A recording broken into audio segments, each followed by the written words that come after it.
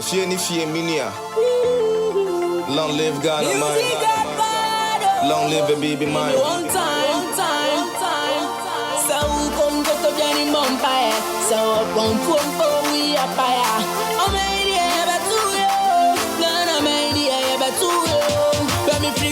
me man penya wodi kanu your friend on the flank numa me mini say na woni my dear na boy your mama asemba coupe bi na mente ya eya me nwanwa here ono na je fa hu die ye nara ya sasini eya body de ma ye moja na no hie gunya de to ho ma ye edru me ne wo to say ye be ye bi ato aso tie ye na de be ya me ne wa ya me ne odi na me ya me ne odi wo so no bi anya bi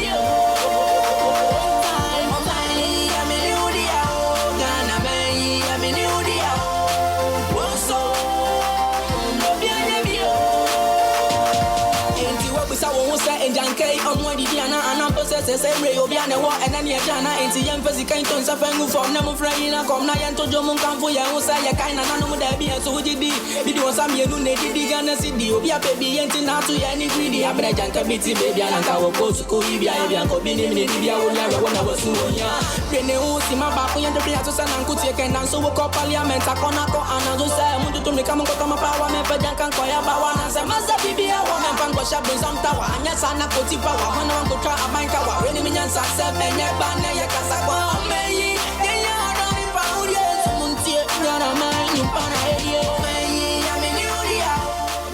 Hello and welcome to another edition of Diaspora Weekly. My name is Jermaine Nkrumah and you're watching Diaspora Network Television, aka DNT, the mouthpiece of the diaspora and soon to be the mouthpiece of Pan-Africanism.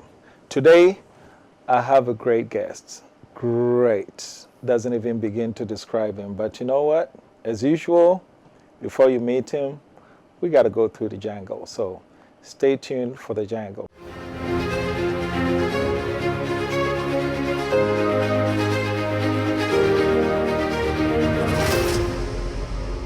All right. So in today's jangle, I do a lot of abstract thinking, all right?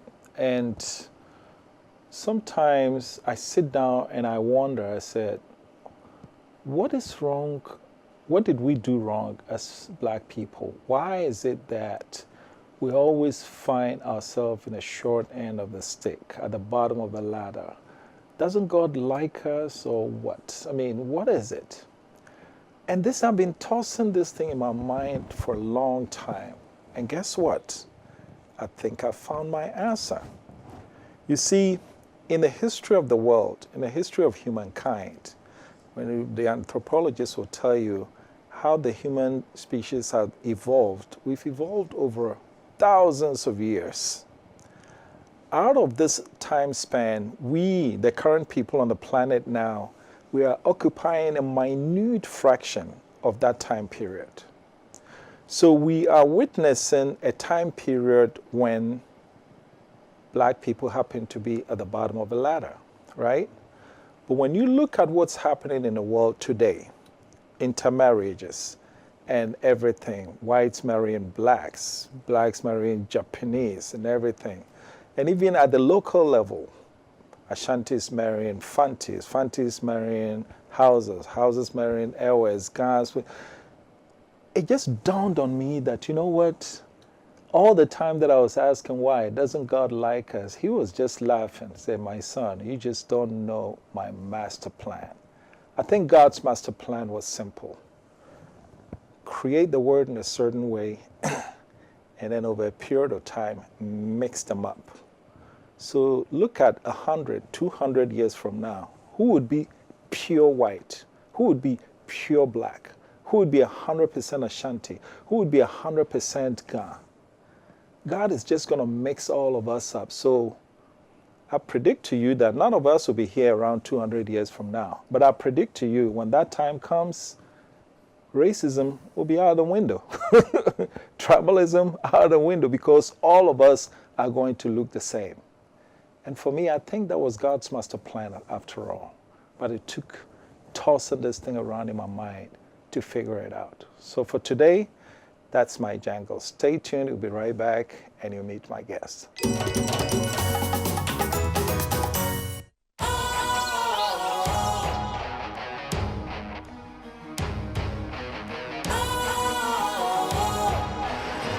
What's cool, fresh and trendy with a new look? Makes you feel real good, that refreshing vibe. Satisfies you right just the way you like. Do you know? Do you know? Do you know?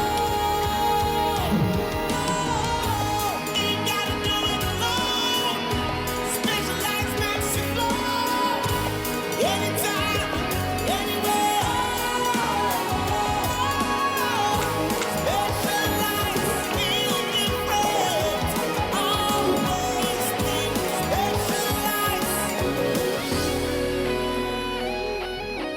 Special ice, natural mineral water. Feel different. Think special. This advertisement has been vetted and approved by the FDA.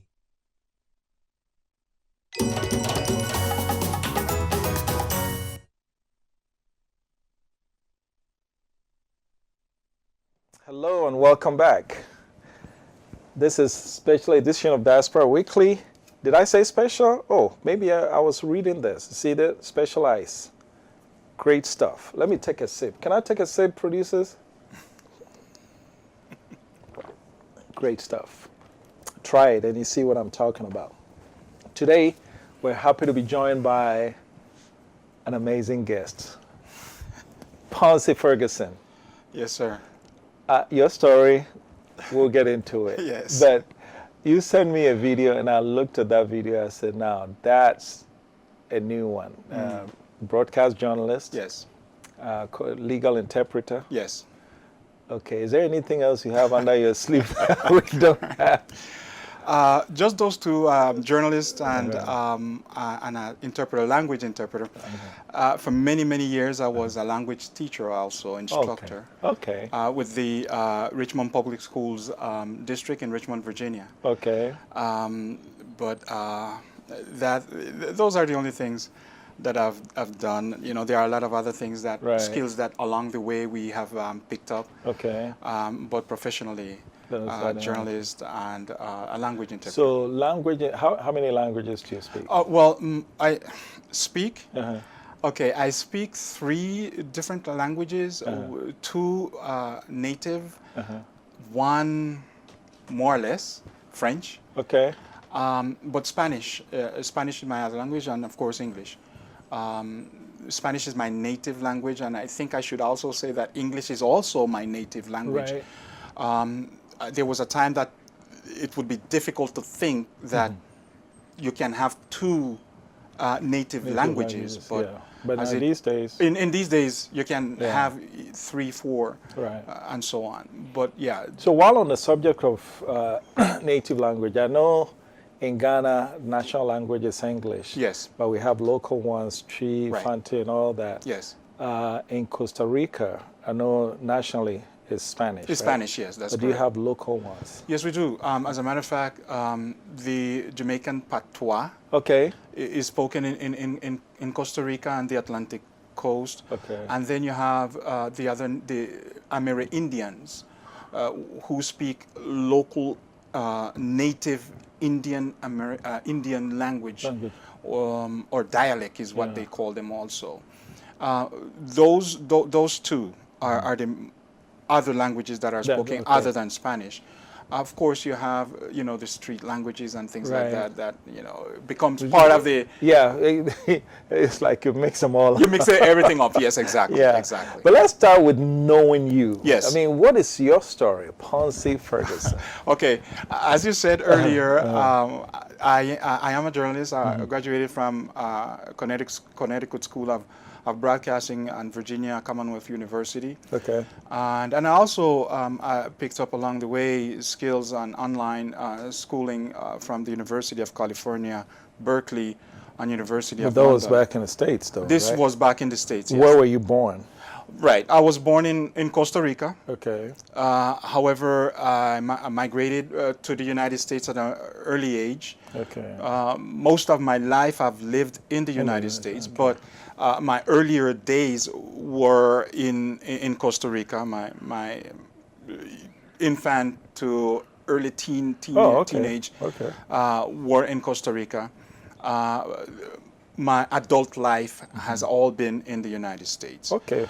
And so when you ask me what's my culture, should you ask me what my culture, I like to say that I'm bicultural. Bicultural. In that I have the Hispanic culture because I do, having been born and been raised to a certain age in the Hispanic community, in the Hispanic culture, and of course the English or the Jamaican culture, because my grandparents were Jamaicans, migrated to Costa Rica. Okay.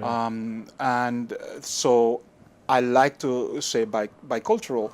If I was to include the American, then I would be... Then you'd be tricultural. Right. I was talking to someone, I think Angela Ryan, she mentioned bicontinental. So, I mean, these bi thing, tri. Yes. So when you were young in Costa Rica, what were your school days like? I mean, were there similarities to what you've seen in the United States, where you spent the most part of your life? No, they were, back in those days, I don't know, I guess maybe because of my age, we used to respect teachers. Okay. And so there were some differences. The way how we were taught back in Costa Rica, the way how the school days were and everything, the way how we were programmed, the way how we used to go to school, the fact that, like here in Ghana, we used uniforms. We had to have uniforms, as opposed in the United States, where high school and even middle and primary school kids don't use uniform.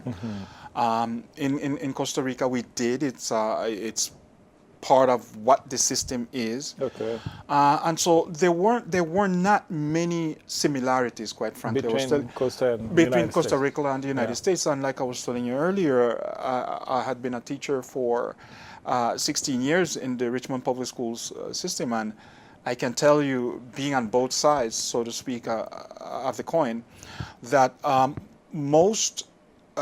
there are great differences. Okay. As a teacher, you know, the culture that prevails in the United States is completely, totally different. Yeah. That of Costa Rica, where you find one of respect. Back in those days, anyways.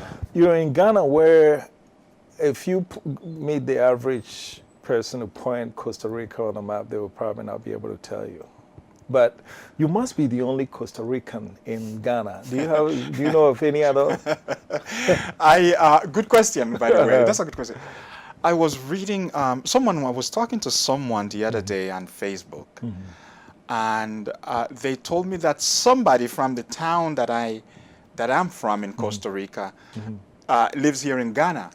Okay. I don't know who they are. I don't know, you know, hopefully they are watching and they can connect with you. Just contact or something. But I don't have any indication that there are other Costa Ricans here in Ghana. What language of the three languages, which one are you most comfortable in? You speak Patois. I speak Patois. Patois, Spanish, English, French. Yes. And you're about to pick up Twi. I am. Yes, my wife is teaching me Twi. Of the four, I'm more comfortable with English. Okay. And I think that the reason for that is because for a greater part of my life, that's the environment that I've developed in. Yeah. So it just only makes sense that I feel more comfortable.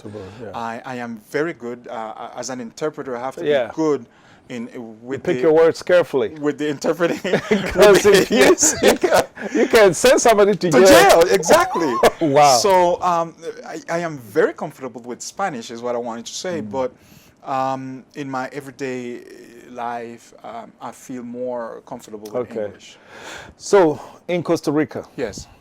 again, not many people watching would think that there is a significant black population in Costa Rica. Correct. What is it like growing up black in Costa Rica? In Costa Rica. And that's a very good question, Jermaine, because let me begin by answering this way. I've been to several countries, and whenever I say that I am from Costa Rica, They do a double take. yes, actually they do. They cannot believe because, you know, it is not known that Costa Rica has a black population. Okay. And in part, that is the Costa Ricans' fault. And by Costa Ricans, I mean the government, because it is not promoted.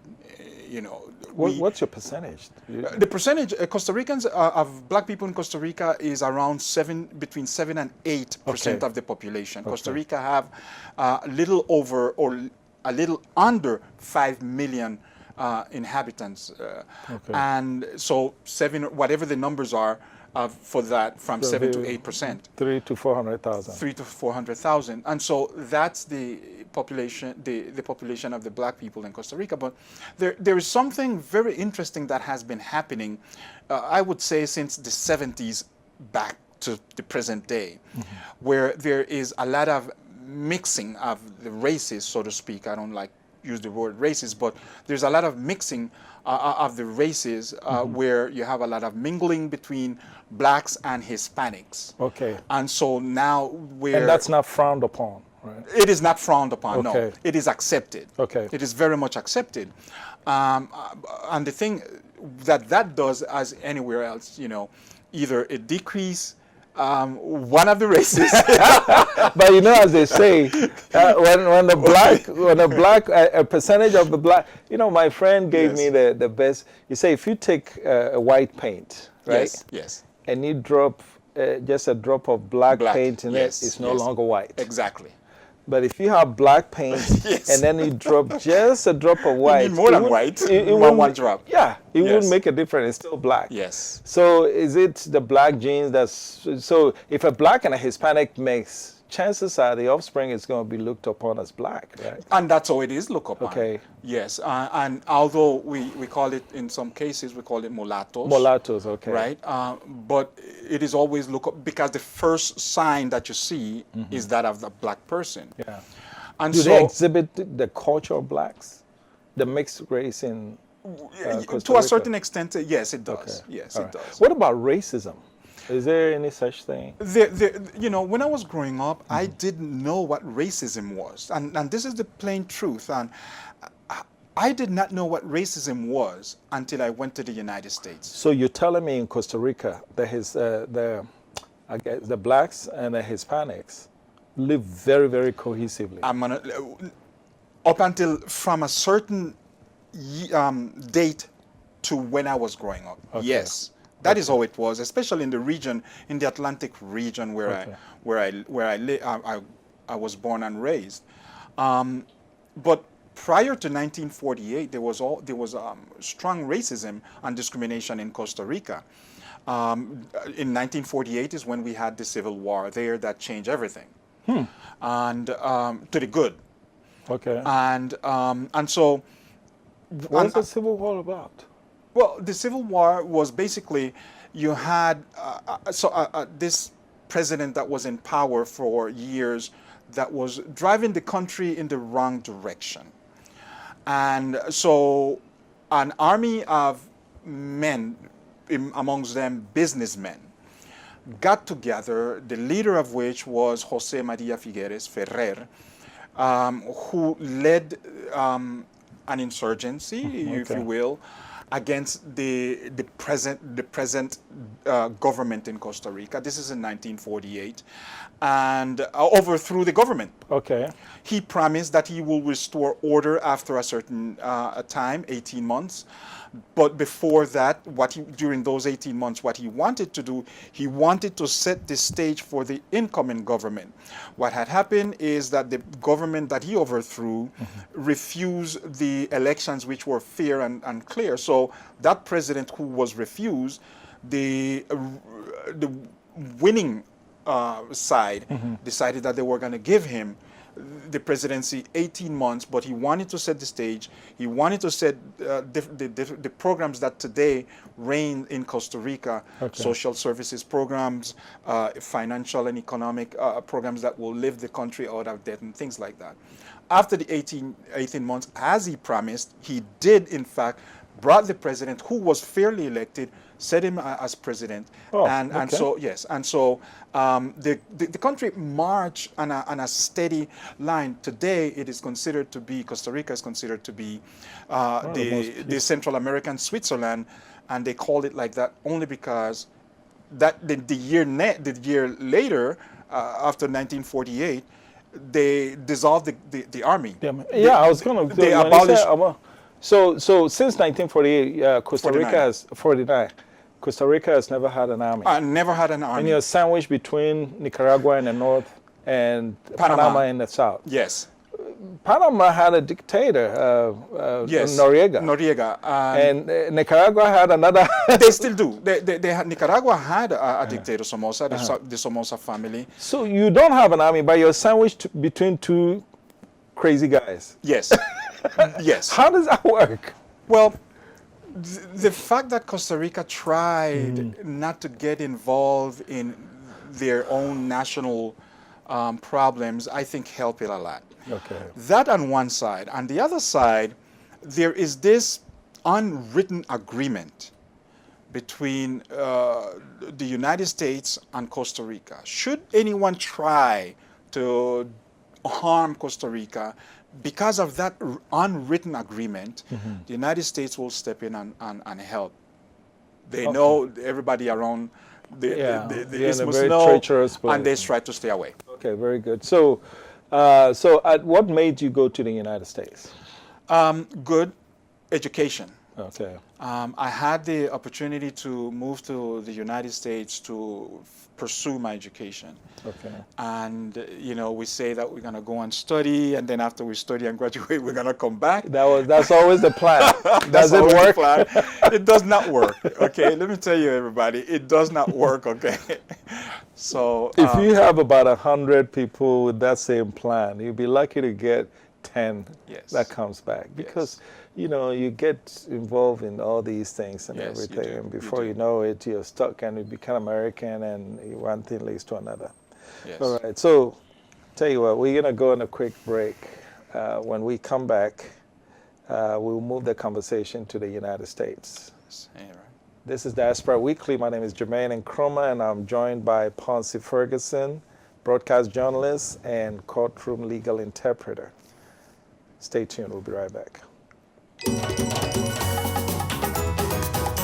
As the national regulator of the communications industry in Ghana, the National Communications Authority seeks to ensure an environment that is safe and fair for consumers and service providers. NCA grants licenses and authorizations for operation of communication systems and services, develops guidelines to streamline communication activities, establish and monitor quality of service indicators for operators and service providers. NCA is in 8 regions: Accra, Tamale, Takoradi, Kumasi, Ho, Koforidua, Sunyani, and Bolgatanga. Do you have unresolved complaints with your service providers? Contact us on 0800110662, 0307011419 between the hours of 8 o'clock a.m. and 5 o'clock p.m. from Monday to Friday, or visit our website at www.nca.org.gh and follow the procedure for filing a complaint or submitting enquiry. National Communications Authority, communications for development. Hello and welcome back. This is Diaspora Weekly. My name is Jermaine Nkrumah, and I'm joined by Ponce Ferguson. I think the last 3, probably about 10 minutes, we've had education. We've been educated about Costa Rica. I think we owe you some tuition money. That's fine. But you left Costa Rica and you went to the States to pursue education. I did, yes. What was it like to first land in the States? It was a shock. If you ever heard the term culture shock, I experienced that. How old were you then? I was 20. I was 20, 21. Okay. And there were things that I was not expecting. Yeah. Because you see, we have been told by movies and advertisement and things like that, and television, cinema, that the United States is this great country, which it is, can't deny that. But we had been given a different picture.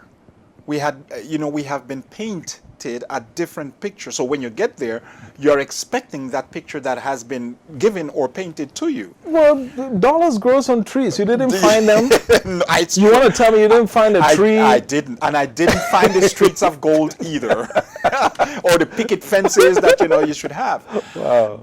And so what shook me the most is that I didn't know what homelessness is. Oh, didn't have some in Costa Rica?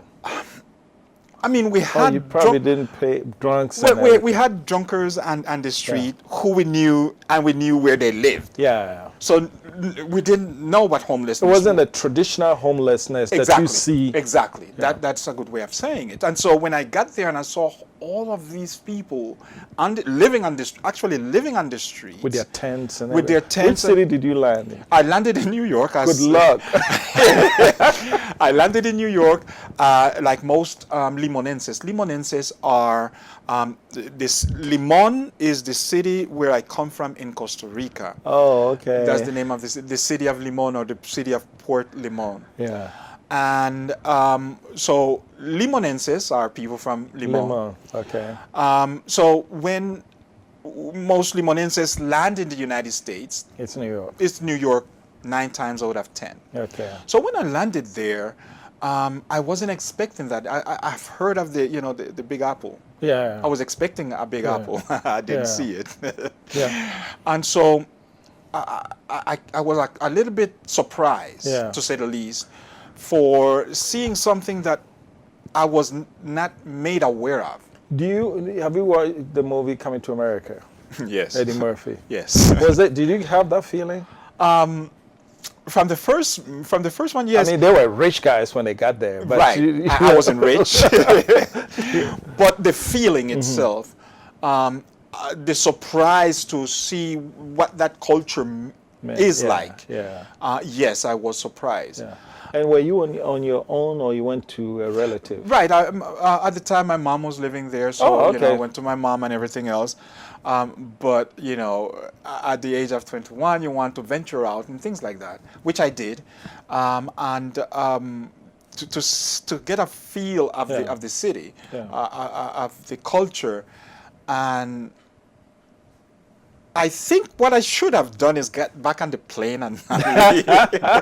You're pretty tall. Did you try basketball? I know. I'm Costa Rican by birth, right? Okay. What's the dominant game there? I'm getting ready to Please say. don't say football. Let me Because I'm tell going to you. have the boys bring a ball here. I am Costa Rican by birth, so I am a footballer. Oh Lord. Yes. Oh Lord. I spent all of my years in Costa Rica playing soccer. Guys, can y'all bring a ball here? Can y'all bring a ball here? Let's teach him how to play football. Let me tell you, Because we never hear of Costa Rica in the World Cup. How you guys Yes, ever been? actually, yes, we did, because remember in the World Cup that was in Brazil, we were not expected to make it to the quarterfinals. Oh, you did? Oh. Yes, we were not expected to make it to the quarterfinals, and we did. Okay. Yeah, we beat Argentina. You beat We Argentina. beat Argentina. And I will say that again, I think I will say that again. no. We beat Argentina. No, I think they put something in the players' foods. We beat, was it Peru and Chile? Wait. Argentina had Messi at the time. Suarez and Messi. Yes, and we beat them. I don't remember if Messi played that game. But we beat them. Okay. So back Yes. to the States. You got there and all these surprises. How long did it take for you to acclimatize? Literally, it took me no joking, no lie, approximately 1 year. Wow. Yes, it took me that long to acclimatize myself, because I guess the type of city that New York is, if you've been to New York, if you live in New York before, it's a hustle and bustling kind of city. And, I went there with the objective to study. Okay. Beautiful City University of New York. Okay. Baruch College. And I was handling that culture shock While studying at the same while time. studying at the same time. So where there you was a met- lot of adjustments Okay. that I had to get while there, yes. Is that where you met your wife? No. Where did you meet her? I met my wife when I came to Ghana in 2019. Oh, wow. So you didn't meet her In back the United States? Yeah. No. Oh, okay. What brought you to Ghana then? The first time? Yeah. The first time... The 2019 was the year of return. The year I Okay. returned. Uh-huh. And so a friend of mine, a coworker, while I was a student while I was a teacher in Richmond, we were coworkers. He is Ghanaian. Mr. Bismarck Akbemble, he invited me here Okay. to come and and taste a little bit of Ghana's culture. I accepted after a few months of thinking, and basically that's how I landed here in Ghana. Loved it from the first, and I must say, Ghana reminded me so much of Costa Rica when I was growing up. Now, we that was a whole new segment of questioning, but because we've spoken and you've told me Yes. some of the things, but compare the culture shock Yes. when you landed in New York for the Yes. first time from Costa Rica, Uh-huh. and the culture shock, if any, when you first landed in Accra. Key question or phrase, if any, there was none. There was none. There was none. Okay. When I landed in Ghana, there were no culture shock. Again, and I have to repeat, because I think it reminded me so much of when I was growing up. Okay. And I must say this, Jermaine, is that coming from, I don't know if this maybe this is a culture shock, but in a good way. When coming from the United States to Ghana, seeing so many of my brothers and sisters in one country made me feel so good. Okay. Because you have never seen that before. I've never seen, You went what is from it, 44, Yeah. the population of Ghana? 30, no, right now 31 million. 31 million. I've never seen that before. Yeah. I went from a country in Costa Rica Where you were 8%. where we are 7% or 8, And to then a country where we were 12, 13%, to And a then you country come here 100%. 100%. Yeah. So I was elated. I was happy to see so many of my brothers and sisters in one place. Okay. So beyond a lot of black faces, what else made you feel at home? The mannerism of the people, the behavior, tell me, drive some contrast. Good question. Not just the mannerism of the people, the geography. Did you? Okay. Okay. Similar to Costa Rica? Similar to Costa Rica. When I was growing up, this is just a joke. The potholes and the Yeah. and the dirt roads and Right, things like right. that. As I was growing up, this is how it was. Today, Costa Rica, is a step down from the United States, so to speak. Okay. Because it has invested It's a lot of tourism money go there. a lot. Yeah. A lot to Costa Rica. Yeah. A lot. But the geography here is so similar to when I was growing up. The mannerism of the people is just as good. The peacefulness Okay. is just the same. And I must say that you call it Waakye, we call it gallo pinto. Okay. It's the same thing. Same food. Same food. I Waakye. mean, I think here you use red beans. Costa Ricans use black beans, but it's It's same the same thing. And the rice is dyed the same color. The rice can be dyed or not. Okay. That's up to the person that is by cooking. cook it together. But you cook it together. Do you have shito there? Please don't tell me you have shito. We do not. Or if they do, I don't know. Okay. So, but we have,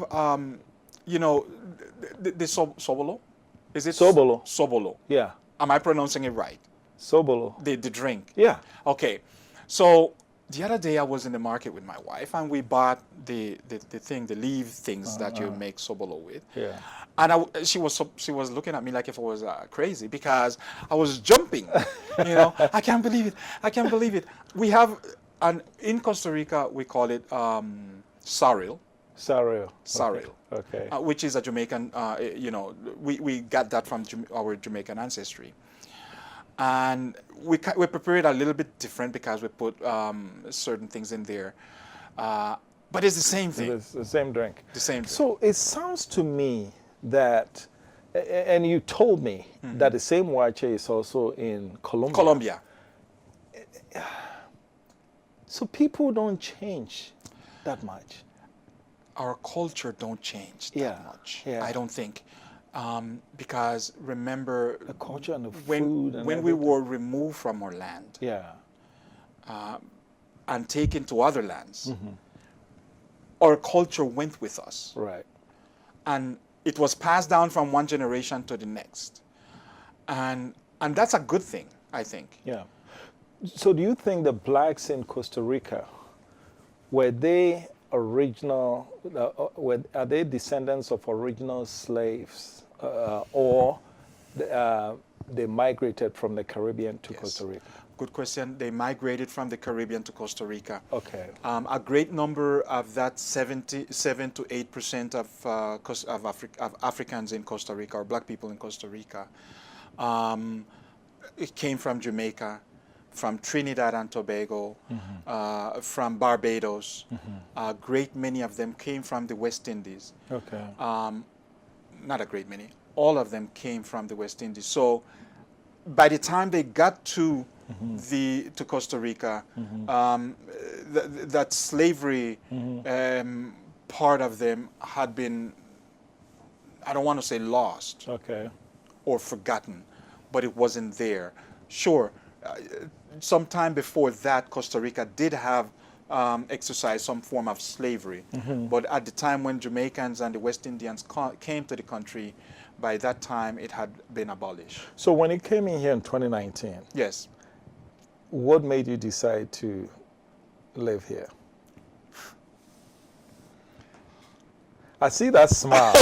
Wait, I see that smile. That smile is, it looks like somebody's in love somewhere, but I'm not going to jump the gun. Yes, okay. Two things. The fact that it reminded me of where I came from Okay. and the woman I met. There you go. Those two things made me say, ha. There you go. Ghana is where I belong. That's where I need to go. And I'm telling you, it didn't take too much for me to think and prepare and do this. You know, I just said, yes, is where I'm going to go next year. That's where I'll be. So and that's what I did. So you came 2019, went back to the States and packed your bag. I came here, in 2019, I came here 3 times. Ah. I came here in July for the year of the... Okay, so do you have a picture of your wife? Because this is a... This, I do, this actually. got to be. You want to see it? Yeah, let's see it. Because Oh, my Lord. somebody goes from Costa Rica, United States, lived there for how long?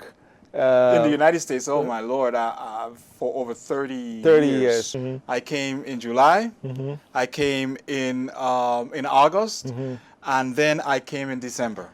And who's responsible for this? I would have to say my wife. What's her name? Her name is Chelsea Ferguson. Chelsea Ferguson. Yes. Chelsea, thank you for bringing our brother home, okay?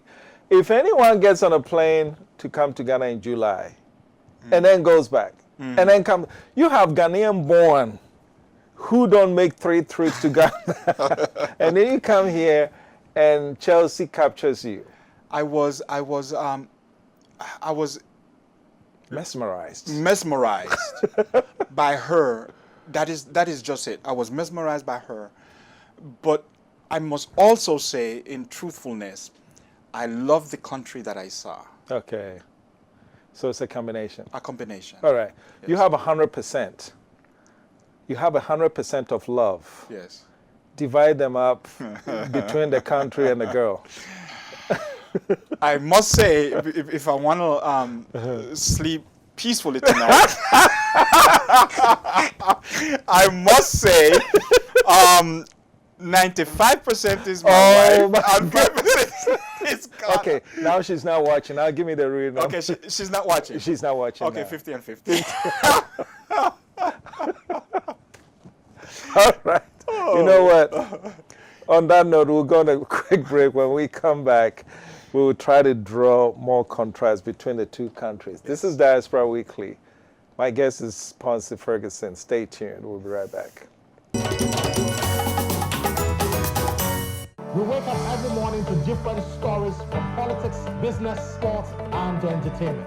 These stories, one way or the other, affect our lifestyle and dealings with family, friends, and business associates. Your take on Diaspora Network Television gives you an opportunity to have your take on these pertinent issues via phone in and messages to our social media platforms, DNT Ghana on Facebook, Instagram, and Twitter. If it's an important trending story, we will definitely talk about it. Your take with me, Yasichi, on DNT.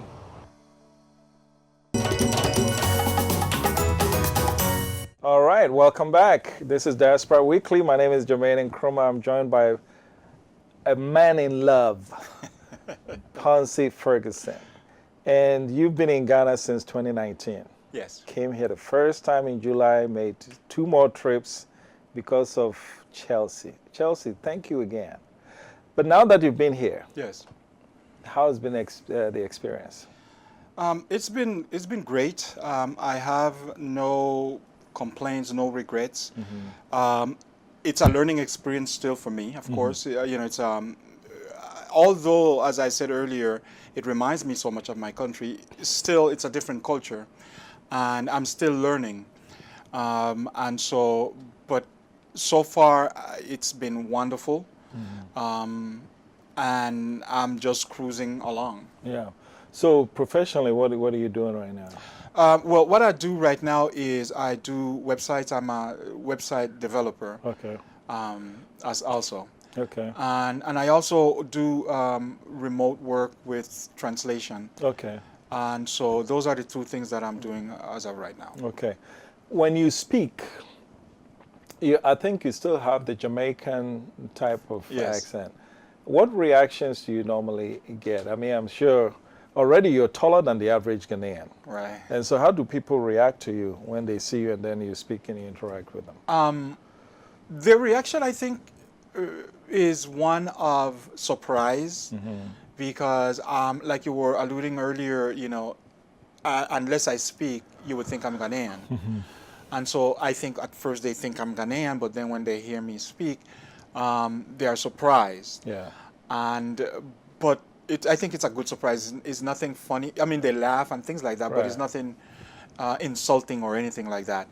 Also, when I speak, I'm not sure that they identify my accent as sounding Jamaican. I think most of the times they identify it as an American. Yeah.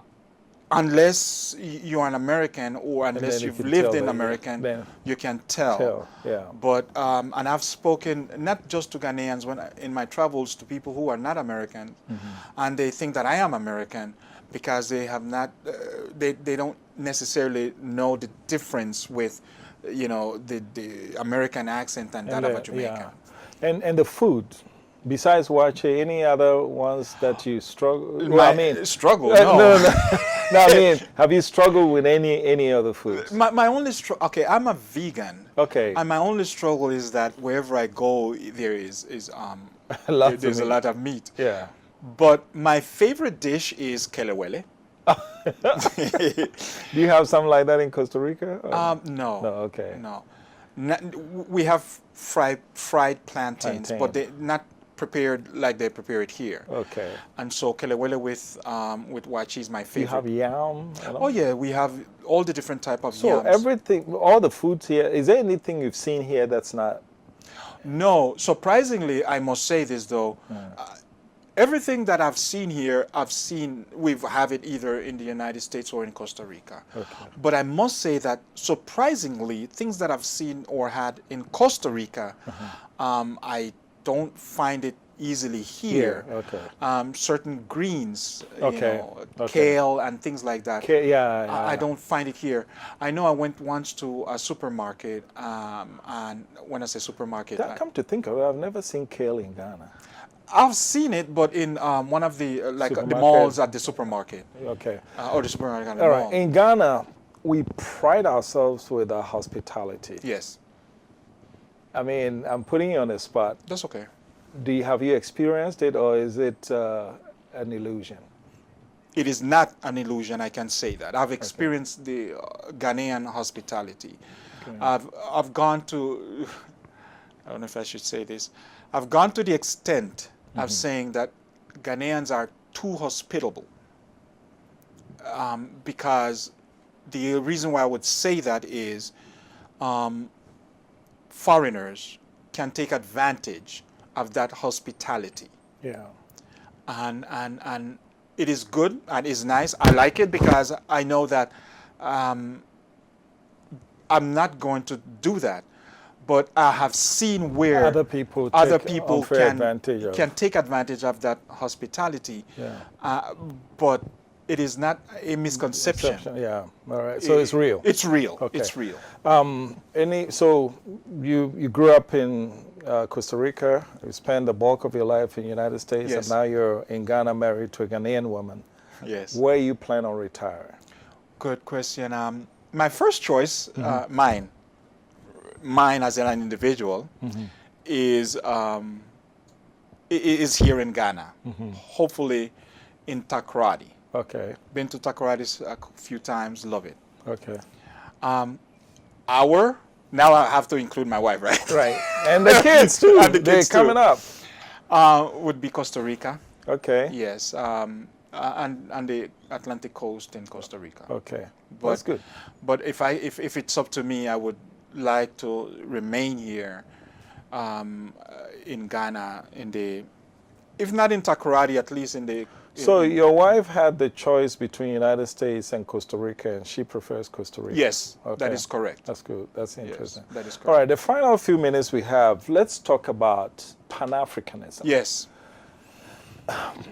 Is it attainable in the current, in the current environment? I think two things.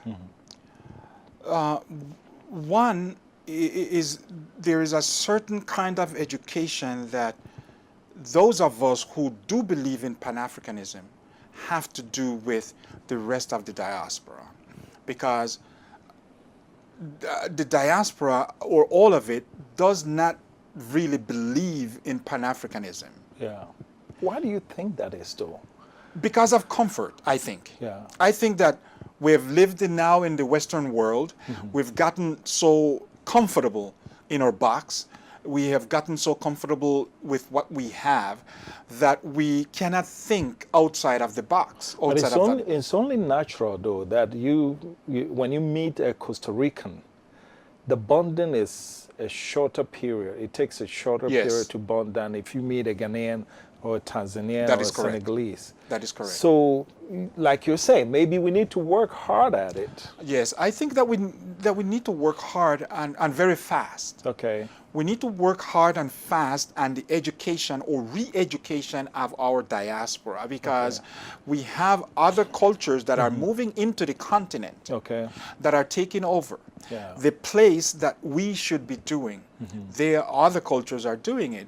And so I'm in this Facebook group, and you have a lot of people trying to move in on the continent, but there's a great number who oppose to moving into the continent because of the conformities, because we don't have this or we don't have that, or But the other guys, they're coming in. But the other guys don't care what they they have or not. They are coming in because they want to take over.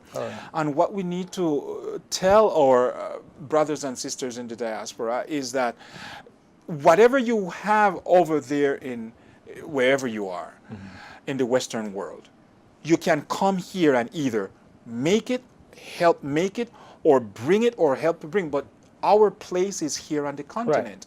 And until we understand that, and until we educate our brothers and sisters throughout the diaspora, we are going to continue losing ground to other cultures. You ever dated a Costa Rican lady? Have I ever dated? Yeah. Yes. Okay. Yes. Was it in Costa Rica or back in the States? No, it was in Costa Rica. Okay. And the comfort level between you and her, and when you met your wife and you started dating, was there any difference? Yes, there was. There was a difference in that my wife now, she is into the Pan-African idea. Okay. Well, back then I wasn't that much into the Pan-African idea, but I liked the idea. And those who I met or dated, they didn't care about blackness as I did. Yeah. And that to me makes a big difference because it will make things work or not. My wife now is into the Pan-Africanism. Okay. And so it makes it so much easier. Okay. When you meet a woman in your culture, Yes. your parents, Yes. what was their reaction when you first told them that you were going to marry a Ghanaian? My parents are deceased. Oh, okay. Sorry to hear No, that. but my family, when I told my family, they were elated. Okay. They were happy. They were glad. And they wished the best because, again, you know, as a family, you know, we embrace culture. And that is not to say that is the same thing with every Costa Rican family. Right. My family does. We embrace culture.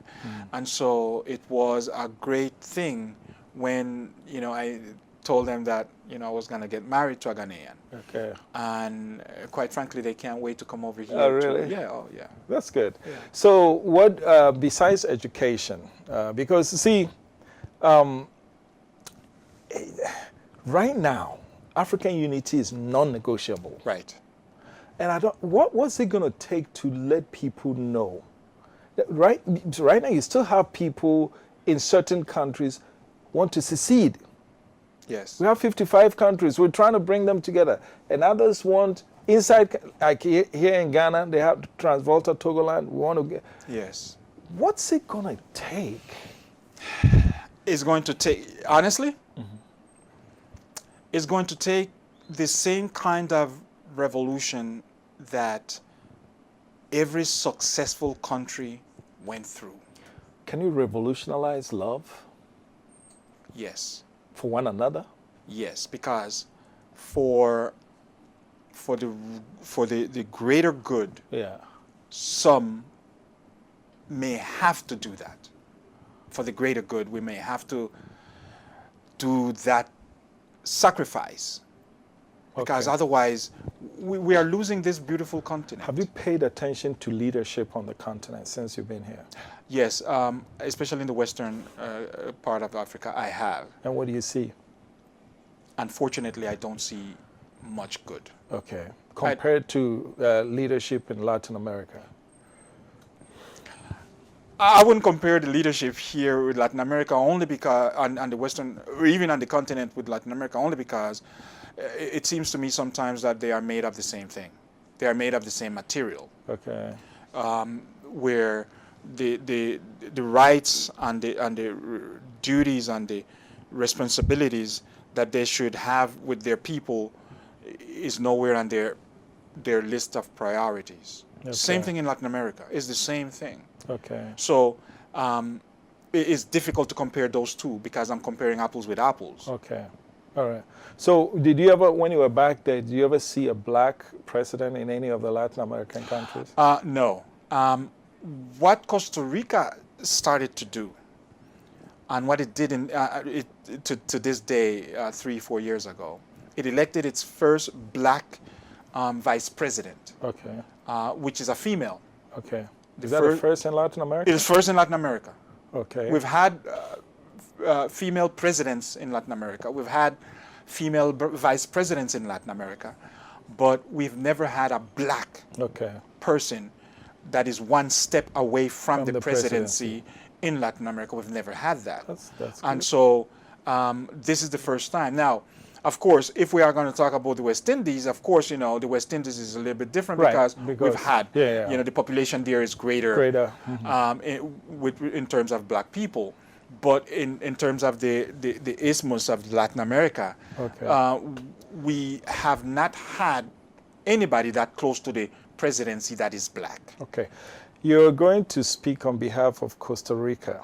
Yes. On the upcoming DNT's Global African Family Meeting. Yes, I'm excited. Any hints of what you... Yes, I can give you a hint. A hint, okay. I'm going to center my 4 examples on the struggle, but the successes that black people have had in Costa Rica. Costa Rica, to me, is a bit set aside from the other Latin American countries because of the ideology of unity that at one point existed, upon which the black people thrived. And that's what I'm going to be. You guys are not doing too bad in Costa Rica because for 7 or 8% and managed to get a black person the vice presidency, that tells me a lot about racial cohesion. Right, and that's what I want to centralize my presentation and the webinars, because the Costa Ricans and Costa Ricans, I mean, I'm including everybody, have been able to set the stage to try to get rid of racism as we know it. Now, racism and discrimination are 2 different things, but racism, they have set the stage to try to get rid of it as we know it, and that is a great thing that you don't see elsewhere in Latin America. Wow. We have Brazil, and I know we are pressing for time, but we have Brazil that has one of the greatest population of black people on the continent and the Americas. And look at the amount of racism that exists in that country. Yeah. And so I want to, and I'm not. So it's not like that in Costa Rica. It is not like that. Okay. There is discrimination, but there isn't racism. That's what I would say. Okay. Well, I tell you what, Ponce Ferguson. Thank you. Sir. Absolutely. Coming. Absolutely. Very good. Absolutely. When I see you, I see a brother, and that's what Pan-Africanism is all about. If you see a black person and you don't see a brother or a sister, then you need the orientation that needs to take place before the 1.3 billion people on the continent and the 210 million outside the continent can really finally come together. This was an education on Costa Rica, and I thank you for joining me. Absolutely. Thank you for your invitation. And for you watching, we thank you for watching. This has been a special edition of Diaspora Weekly. My name is Jermaine Nkrumah, and I was joined by Ponce Ferguson. Stay tuned for our additional program. Long live Ghana, man. Long live the baby, man. One time. So come go to Jenny Mumpire. So come we are fire. Oh, my dear, but to you. Ghana, my dear, but to you. Me free Ghana, me man penny a wodi kanu your friend on Dr. Nkrumah. Me mini sign up when my dear number your mama. I send back coupe bi na me ya eya me nwanwa. Here ono na je fan hu de. Get na raya sasini eya body de ma ye. Moja na no hie gunya de to ho ma ye. Edru me ne wo to say ye be ye bi ato aso tie. Get na de be ya me ne wa. Ya me ne odi ya. Na me ya me ne odi ya. Wo so no bi ne bi o.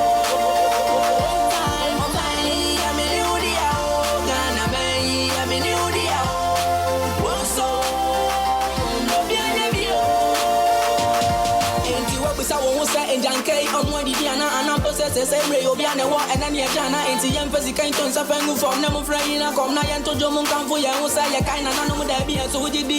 Video some Yanu Nady Gana City, Obia baby, and now to any greedy, Abrajanka Biti, baby, and our post Korea, Bianco, Bini, Libya, or never when I was so young. Rene Usima Baku and the Piatos and Uncle Chicken, and so we call Parliament, Taconaco, and I just say, I want to come up with a power, and Pajankan Koya Bawana, and Masa Bibia, woman, was sharp in some tower. And yes, I'm not put it power. When I'm going to try a bank hour. When you mean yes, I said, and you're banner, you're Casagua. May you are not in power. Yes, Muntia, you're a man in Pana.